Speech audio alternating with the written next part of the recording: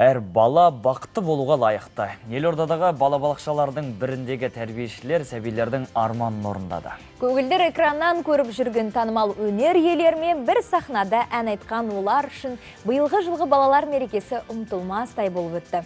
Әсерлермен өздері бөліссін.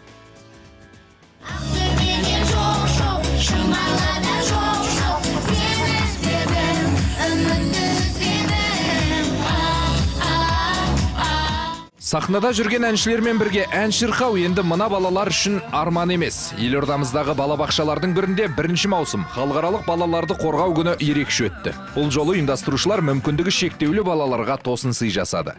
64-ші балабақшаға 3 жасынан бастап барғам. Сөйледім, бірінші еңбектеуді бастадым, сосын жағалап жүрдім, сосын жетектеп жүрдім, сосын өзім жүрдім. Мен көңілді келдім. Концерт жақсы болды. Концертке қатысқан Димаш та бүгін ән айтып, өзінің ерекше қабілетін көрсетті. Менің баланың творческалық жағынан өзінің қабілеттілігі ашылып жатыр. Біз соңғы уақытта Санкт-Петербург елінде реабилитация көп алдық. И сол жерде жаңағы ән айта бастап кетті. Сөйлеуден бұрын өлеңмен ритмикаға несі құлшынысы ашылып. Енді осы жерге келіп отырған себебіміз балам бірінші рет сценаға шығып тұрған уақыты өте қобалжыдық.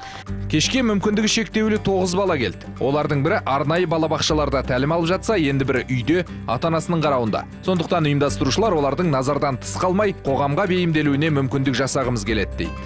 Ол балаларда ертең қоғамда өмір сүру керек. Сондықтан оларды қазірден бастап қоғамға үйрету керек. Міне бүгін сол балалар өздерін кәдімгі дұрыс балалардың қасында болып, олармен бірге шаттанып, олармен бірге өмір сүру керек.